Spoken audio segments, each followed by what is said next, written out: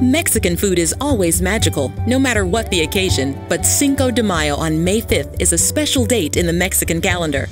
Commemorating the Battle of Puebla, Cinco de Mayo is a celebration of Mexican heritage and pride. This nationwide holiday gives Mexicans and non-Mexicans alike the chance to prepare and enjoy some typical traditional and truly authentic south-of-the-border recipes. There are no set foods for this holiday, so Mexican families usually make their family's favorite dishes.